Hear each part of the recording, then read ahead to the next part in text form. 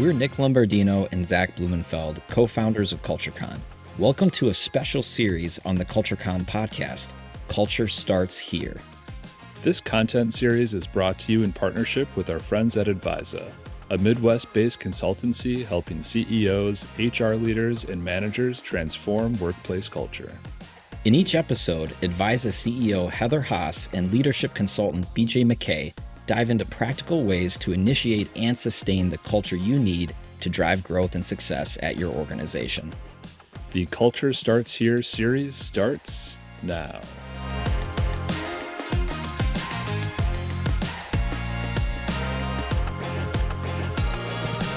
All right, welcome to Culture Starts Here. This is our special series on the CultureCon podcast, and we're very appreciative to the fellas up there and the whole team at CultureCon and the People Forward Network for being a part of this with us. I am BJ McKay. I'm Heather Haas. And you've met both of us before. And today's topic is one that's near and dear to both Heather and ours heart, because this is really the origin story of ADVISA, which was once Bob Wilson and Associates back in the day. And our topic today is people data. And that was literally how we started. Every business has its origin story, Heather. And that just happens to be ours. So that really ADVISA was born out of actionable people data. So I'd love it if you could just give an overview as it's relevant to people data and how we came from where we are to where we are today sitting here. Absolutely. As you mentioned, you referred to Bob Wilson. He founded the business back in 1986. And at that time, he was a predictive index licensee, which meant that he bought the rights to sell and train and support clients in using the data that came from the behavioral assessment. So way back then, there was, 2 questions and 86 words, and people were taking the behavioral assessment with pen and paper. Then, of course, PI put that all online, and then it became a software. But the roots of our business, as you said, it really is about helping people use that information to understand themselves better, and also, and perhaps most importantly, understand other people and how we're wired differently. And once we understand those differences, we can really improve the way that we communicate and solve problems, collaborate, etc. So, I like to think that our data roots run pretty deep. We do a lot of other assessments now, not just the predictive index behavioral assessment, but that really is where it all began. And I think the reason that actionable people data is still, central to our point of view on culture is because data is a catalyst for change. So when you have information about yourself, when you have information about your colleagues, when you have information about your employees in general, all of that can help you increase your understanding, gain some insights so that you can do things differently and get better. Love it, Heather. Thank you. And both Heather and I spent many times on long drives sorting through all kinds of data to learn and become fluent in the language that we continue to use day to day. And today's topic, as it is dear to our hearts, called Actionable People Data. It's the fourth driver of the ATLAS acronym that you've been following along with us, anybody that's listening over the last several episodes. So Heather, can you give us a quick reminder, not only of actionable people data, but the other 4 drivers? Of course, you may remember, if you've been listening along, you know that we believe there are really 5 important things if you're going to create a healthy and thriving work culture for your employees. The first is activation from above. People at the top need to care about and be bought into culture. The second is trust and shared purpose. It's important that mission, vision, values are well articulated and people understand those things so that there is a context for the culture you're trying to build. Leader effectiveness is the third driver, and that's really about leaders knowing how to activate the culture and how to be effective engaging and developing their people. The second A is actionable people data. That's what we're going to dive much more into. And then the S is systems. All of those people things exist within a broader system of policies, procedures, and norms. And so it's important that those things are also aligned with the type of culture that you've declared as important to your success. Awesome, Heather. And today we're going to double click on the data piece and why it's so important. So let's start here. If actionable people data isn't in place, Heather, how does that affect an organization's ability to foster the other four drivers and build that cultural competitive advantage? Yeah, well, you may remember, competitive advantage is giving you a performance edge. So the importance of actionable people data, whether that be behavioral assessment data about how people are wired and motivated from a personality perspective, it can be emotional intelligence information and data, it can be employee engagement data. All of those types of information help us be more dialed in with how we show up and how we interact. I often, you know, think about trying to run a company without financial data, or imagine trying to pay attention to, your goods going in and out without inventory data. So financial information, of course, is just second nature. I mean, we couldn't run a business without financial information to know, are we succeeding? Are we not? Are we growing? Are we contracting? People data is often overlooked, but it can have a similar impact in terms of helping leaders know, how am I doing? How are we doing? How do I meet my own needs at work? How do I meet other people's needs at work? How, in general, are employees feeling and experiencing the organization? So all the data that I just mentioned, it's telling you how you're doing as it relates to culture at the individual, team, and organizational level. So I find that leaders who have never had that kind of information, wow, it's like you're taking the blinders off when you introduce them to predictive index, or when you debrief, their engagement data, for example. When you get very granular and debrief that and put that in the hands of an individual manager who can now see very specifically how his team or her team is experiencing the organization and their leadership. Back to what I said, data is a catalyst for change. Now you have somebody who's armed with information and knows where to leverage their strengths and also how they can improve.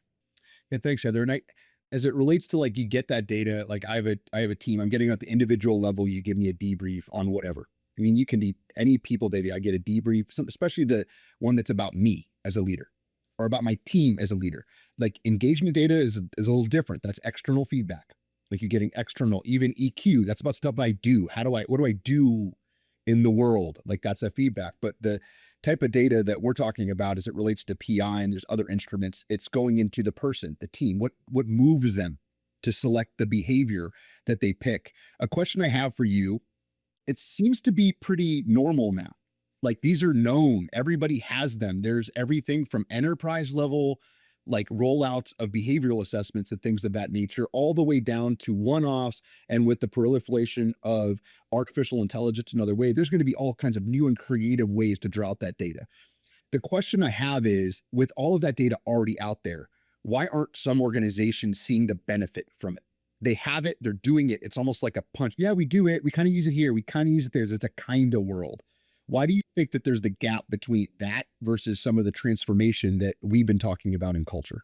Yeah, knowing something and doing something are very different. And so in my experience, organizations that have people data, it usually exists in a drawer or it's printed out somewhere. Or, oh yeah, one time I looked at a report and I read my Enneagram score, or I have a DISC profile, or I have a PI behavioral result.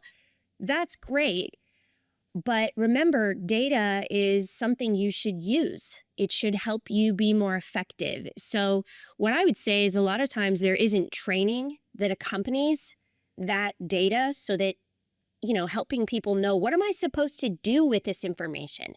How specifically does it help shape my communication or shape the way I understand how someone might be a fit to a job?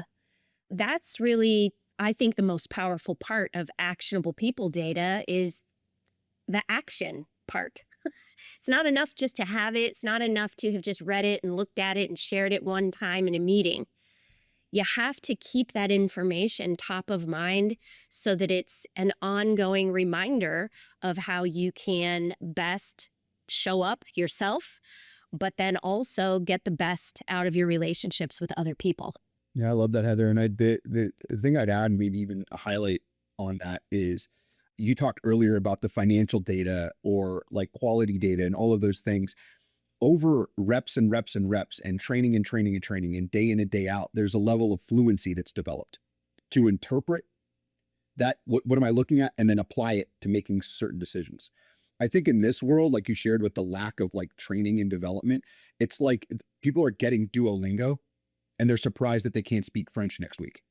Like, well, I got it. It teaches you French. I'm like, yeah, and in theory, you could totally learn complete. But when you go to like full immersion, if I'm in like the finance department of a company, I'm full immersion into the financial data. I need to be able to speak it. I'm not going to go to a seminar, an afternoon, and then I'm going to be able to speak and talk. I might be able to figure out like my way around and know big blocks of information, but to transform and use it, I need more immersion over and over and over and over again. I think organizations that I've worked with over time, if they lack that follow-up, not only just a launch to learn and develop people to understand how to make sense of a software, how to make sense of data points, whether it's an individual, a small team, or even a whole culture, or it's job data, there's a lack of actual fluency in the tools that they're using. I mean, we could speak extemporaneously on predictive index, but the same could be true if you're listening to this to any other data that on paper, this should be helping us. It's kind of doing this. Like, are your people fluent that that's part of their job to make that outcome happen? Absolutely. And I mean, just to put a finer point on this, this difference between knowing it and doing it, if we stick with the predictive index behavioral assessment for a moment, one of the 4 factors that the behavioral assessment measures is a drive for dominance. How much of the need to dominate does somebody have in their profile? It's one thing, BJ, for you and I to both know, like, oh, I'm high in that factor. I have the need for independence, challenge, freedom, and control. I know that. The doing part is what, requires self-management. That's I go to a meeting, and even though I would like to assert my idea and I would like to take control of the conversation or the whatever next steps, I know that often the best thing I can do is not lean into that very natural tendency that I have. A lot of times the best thing a leader can do is listen and let others share their ideas. Let others take the initiative, make the decision. So that's an example of just knowing that I'm wired up to be very independent and want to be in charge.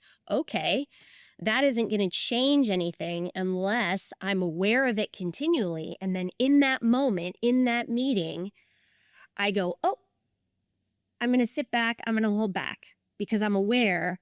So there's a million of those types of examples, but I think it's really important to remind people that just having the information is interesting, but really making it a disciplined practice of self-management, that takes it from interesting to transformative, as you mentioned earlier. Well, I want to pick away at that a little bit further. So if I'm listening, I've done this and I've tried. We've had a corporate retreat. We've had people come in that have talked about this group. We've run the data on our team, and then it still starts to fade away after those sessions. And it's like there's some people that love it, but then like there's the broader group, there's really isn't that adoption where at minimum, I'm not getting the value out of my investment because I'm paying for all of it, but I'm only getting some people to use it. When you talk about that, like awareness that you get in the case that you talked about there, I need to sit back and listen. I need the frequency of that. What are some of the things that you see work over the years to create that frequency, to build that rhythm where leaders at all levels are able to like apply or be fluent in that kind of data point on themselves? Yeah, so we already talked about training. So, we offer all kinds of training opportunities for clients to come in and learn and be immersed and do some role play practice and that kind of thing. And how do you use this awareness to shift how you show up? But the other thing that I would say, BJ, in terms of keeping it alive, it's managers having access themselves to the software so they can get in. I can pull a relationship guide right before I'm going into my meeting with BJ. I'm going to log in myself. I don't have to go through HR. I don't have to go chase somebody else down. Managers need that at their fingertips so that in the moment, it's easy to put their hands on, be reminded of how am I wired? How is he wired? What do I want out of this conversation? Okay, I'm going to play it like this, or I'm going to self-manage like that. So that's one of the coolest things I think about Predictive Index is that it's a best-in-class software that leaders at all levels can have access to. Of course, you can set permissions, et cetera, but being able to get in there, pull relationship guides, create teams, understand team dynamics and team types, the ability to even data about jobs, benchmarking behavioral requirements for jobs, and then being able to objectively see fits and gaps of different people that you might be considering for a job. All of that's really, really powerful information for managers to have direct access to. I love it. And I think that as we talk about like a typical manager's work day and work week and work month, the onus is sometimes on HR to create the artifacts, like to help them learn the artifacts in a day that can be on the wall. Like, yeah, we always say like, oh, your values are on the wall. I'm like, they should be, but they should also be in action. How do I do it? In terms of what do I do at that data point? And whether it's like reference patterns, which here's like little like insignias or things like that that are perking someone up to remember, oh yeah, Heather and BJ are the same. Here's what's great about that. Here's what could be a challenge with that. As I walk in, it's alive. And then in my meetings, how do I as a leader run my one-to-ones? How do I use the data point in the stuff of work? The one-to-ones, the communication I have, my morning stand-up on a Monday, my quarterly meeting with my revenue team, like whatever it is, sometimes that's awkward for those leaders that have never used that before. Or a recent one I had, Heather, you'll appreciate this. I might even told you the story. Hey, my team really, it's all about time. Everything's got to be tight. They only like things in 15-minute to 20-minute segments. And I didn't want to say this. I'm like, well, that's because they've been your meetings. And then I went in and we did this thing. I probably went for 3 hours. Wow. Yeah. On like facilitating and engaging. And all I got was the sign, if you're listening to this, I'm doing the hand, like, keep going. Yes. Yes. Keep going. And it was just that. But what was I using? I was using data on the people in the room, which is everybody's favorite subject. How am I wired? What does this mean to me? What's in it for me? That's what they're always asking, whether it's a comp plan, whether it's the work of that day, whether it's where do I fit on a project, you're tied right in. It's like the game is rigged with this data.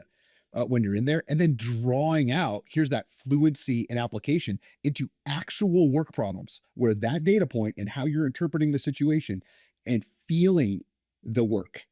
What does it make you do? Is it costing you energy? I got to spend it right now. Or is it giving me energy? Well, I like this. And which is the right string to pull? Because sometimes, Heather and I could both know, listening when we're ready to talk costs us a lot of energy, but it's still the right thing to do. And other times we're waiting. Hey, Heather, we need you to lead right now. And that thing that feels good and natural is the thing that's demanded of the room.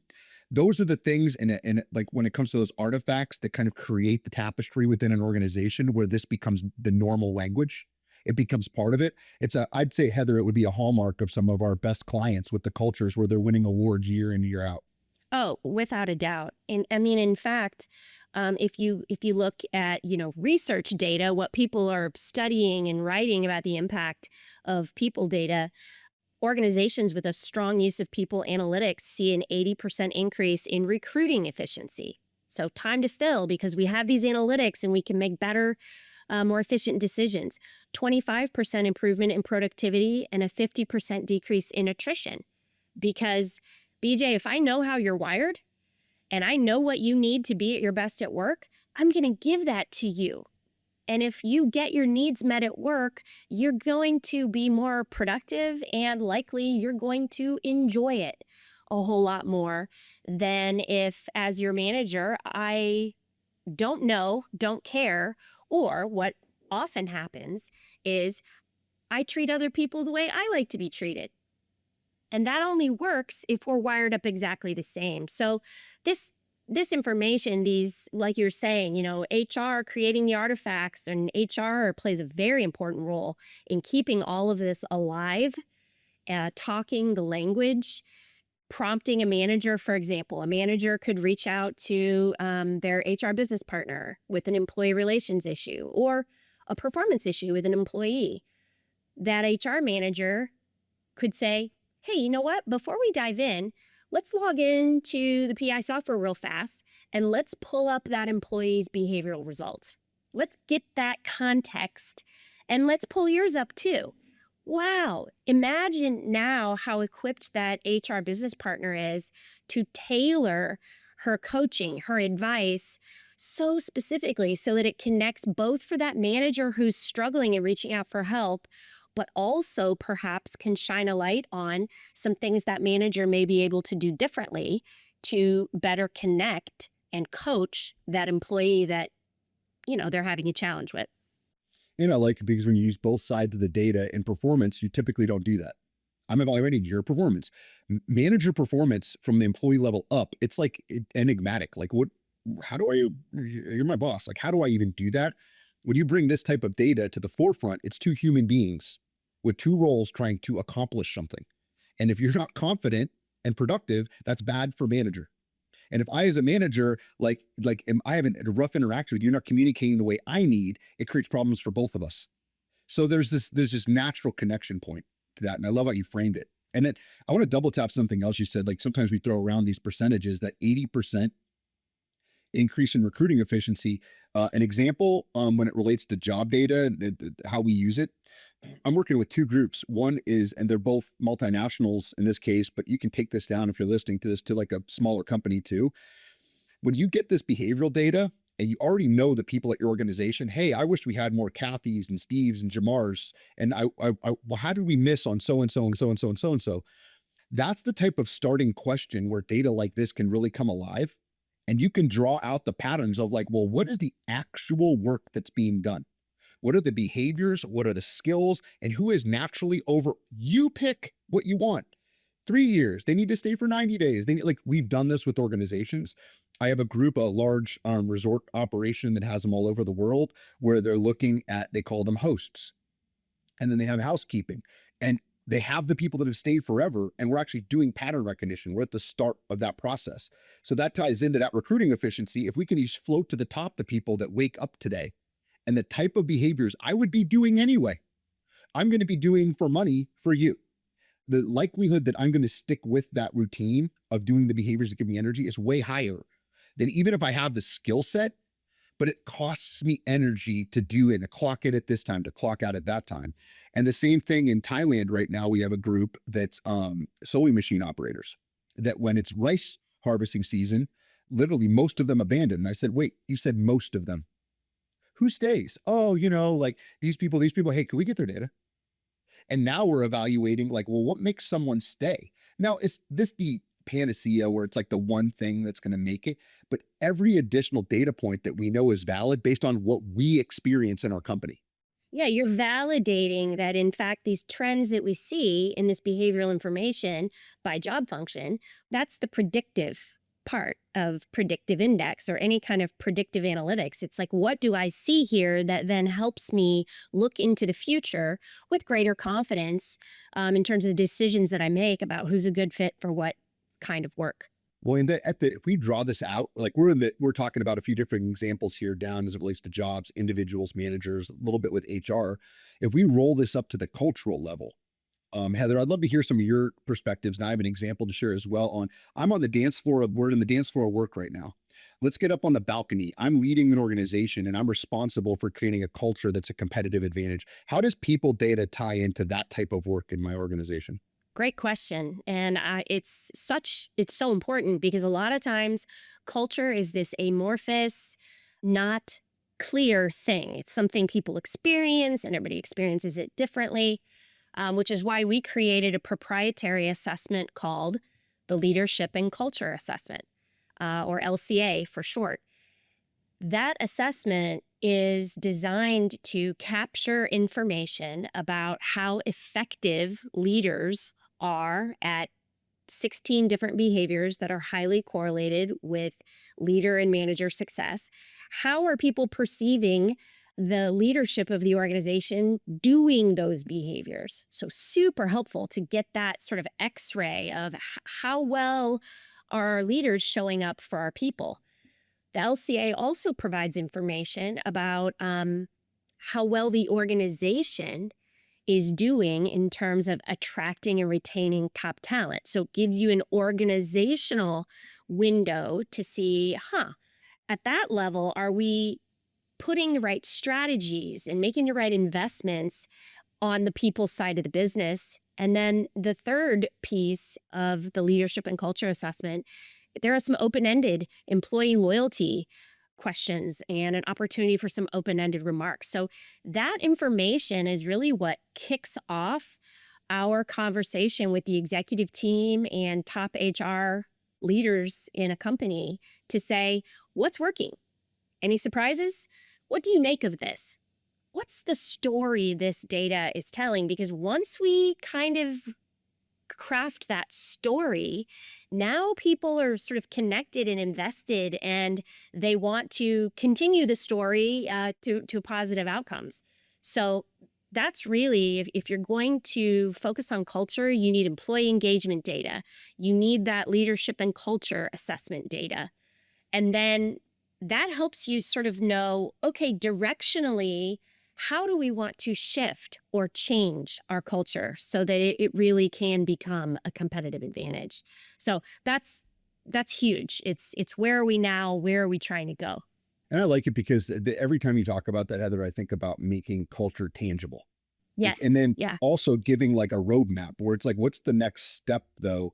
And then for a leadership team, what is the evidence we heard you, we understand you, and we know what to do next?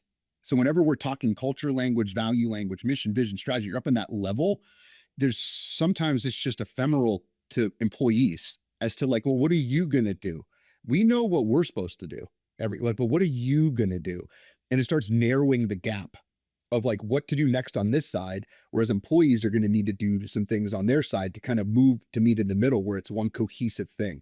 And every time we talk about this, I think about sports franchises that just, whenever Moneyball. they lose, you wonder why. Like, well, I can't believe that like during their run, the Spurs, like, oh, the Spurs lost last night. And you're like, how? And I've always talked before about I'm a Browns fan. The Browns won. How? Like there's franchises that just seems to do it. And one of the themes in sports I find is from the front office down to the janitorial staff, that thread line's connected. They've connected that people understand why they're there to work that day. And they know their role in doing it. And then I know, we talked before earlier, Heather, about knowing and doing gap. I don't think organizations don't know this, even the ones that lose or struggle or that are up against it. But the ones that do it have found a way to connect all of those dots all the way down to the front. Yeah, I mean, I can, very personally, we just sort of drank our own Kool-Aid at ADVISA. We have a process for, helping organizations recast their culture. So we decided, we sell this service to our clients. Why don't we do it ourselves? So we took the leadership and culture assessment. We had a debrief of that information, and there were some things we were doing really well. There were also some places where we could make some improvement. And boy, once that becomes clear, talk about motivation for change. We were ready to start to do some things. And going through some facilitated exercises with two consultants on our team to redo our core values and get aligned on what is our corporate character and behaviorally, what does that mean? And then even at a macro level, we use, it's called the competing values framework. It's 4 different quadrants for understanding where is our culture now, and given our goals and our business realities, where do we need to shift it? So for example, at ADVISA, we've always been very strong in teamwork and the creating a fun and warm work environment. We've always been a little weaker on process and precision. And we've also done some good work in innovation and agility. But the quadrant that we really need to move more strongly into is results and discipline. So we're getting more intentional about how we want to grow and why we want to grow. And so culturally, there's a little nudge, we still want this to be a fun, warm, engaging, collaborative place to work. We want it to feel like a team, and we want to win. And in fact, no B team. We want high performers who play to win. That made its way into our core values expressly because we recognize we need to make it a little bit of a concerted effort or a shift culturally to achieve the goals that we have as a business. Thanks, Heather. It's fun to be a part of that too. And it's also always challenging to enter that stages of vulnerability that we have to let go of something. Yeah. To move on. Like, it's not just unilateral. We're going to keep all 4 quadrants alive, and it just doesn't work. It's an economy of trade-offs. It's always trade-offs. It's that dedicated choice, and you're the CEO. You're the one ultimately the decisions go to. But you've invited everybody in, and using that type of actionable people data to make those calls at the cultural level have been great. So we're coming up on time. I want to do 2 more things here before we're done. I want to talk about tactics, and I want to talk about potentially how we can help for somebody that wants to, like, low, no cost, start to act on some of these things. In terms of tactics, if you're listening to this, some things that you could do, Heather, you brought up before, if you do have a data tool that you use. Today, we talked about Predictive Index. It's a software that lives and breathes every day, giving your managers and leaders actual access so that they can use that type of data. What are some other tactics in additional to that you would recommend if I'm listening? Hey, I have something in place, or maybe I don't, but even if I do, how can I make that more effective toward building that culture that's a competitive advantage? Yeah, so the access is huge. I also think it's really important that you've got managers who know how to bring the people data, those behavioral insights, bring it into your meetings. You can talk about how we're wired. You can put up a team analytic or use a relationship guide. So work it into, it's not just something that happens behind closed doors, if you will. Managers and leaders can talk directly to employees about that kind of information. I think another really important thing that we haven't talked about is you can use 360 evaluations or employee engagement scores to hold managers accountable and hold up a mirror for managers to say, how well are you doing and how can I help? Using this information, we can both objectively look at this information, and then that is really a catalyst for their development, where they can own that and embrace the opportunity to improve. So that's engagement, behavioral, team analytics, emotional intelligence information, all of that starts to create a mosaic that we can all look at to get better and improve. I love it. And if there's a tactic I'd add from my experience is if you've invested in a data point and everyone's taken it and you have that, use it all the time. Like, use it in every training internal, even if it's technical training. Like, start it as connection, like building connection with people. Remember who's here. Remember how we learn. Like, there are so many creative ways. And I bet, like, online advisor, we have tons of them if you want to talk to us, but I'm sure there's so many ways. Inclusion in meetings in 3 minutes, in 2 minutes, how might I? In 5 minutes, how might I invite a question?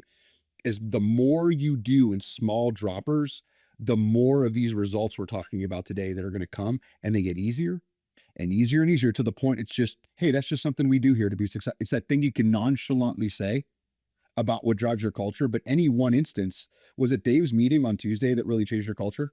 Was it Sarah's stand-up on Friday morning that really Nope. But it's when you connect them all together. That's right. There's a cumulative 100%. effect of all this. I totally agree. So wrapping us up, typically we talked right now about taking the Navigator. So that's an assessment that Heather has talked about before and I've talked about before. It is free, 20 questions. It gives you some insight into the things that we've talked about throughout this thread of the podcast, not just today, but overall. That's going to give you some starting points, some blocks to start with on where might we have some vulnerabilities in what we're trying to do and where are some strengths in what we're bringing to the table. It takes 5 minutes. That's still available. But Heather and I are discussing today. Today, there might be a different option for you if you're listening to this at no cost to start to dip your toe in the water and get some of these insights. So Heather, if you'd share what those would be, that'd be great. Yeah, I strongly recommend if you're listening and you've never taken the Predictive Index Behavioral Assessment, we're going to drop a link in the show notes for how you can reach out to take that. It's short. It's 2 questions. It's less than 5 minutes, but the output is pretty profound. And I would even suggest actually that you grab a buddy that you work with, or maybe your boss, your supervisor. You both take it. And what you'll find is a debrief with a member of our team. It'll give you immediate value. You'll have the insights. But the other thing that can be so helpful as you're doing all this is sometimes you just need a guide. You need someone on the outside who specializes in these kinds of analytics that can really teach you and coach you and stick with you as you try to learn and use this sort of information. And that's really the role that many of our consultants play. It's super valuable use of time. So for those that say, I think I've never done that one, or maybe even you already have PI data, but you would like the consult, let us know. We would love to spend the time. Beautiful. Thank you, Heather. So you got 2 different ways to follow up, to do a little more homework on your own and get your own organizations, individuals, pair, teams data when you leave. So talking actionable people data today and talking about Atlas and our threads. So until next time, I'm BJ McKay. I'm Heather Haas. And culture starts here. That's a wrap on this episode of the official CultureCon podcast. If you got something out of it, share it with a friend, a teammate, or a fellow culture geek. And don't forget to hit subscribe so you never miss an episode. And if you want more ways to stay connected and inspired, check out our upcoming events page for a full listing of webinars, workshops, and conferences. You'll find the link in the show notes, and we'd love to welcome you to a CultureCon event soon. Until next time,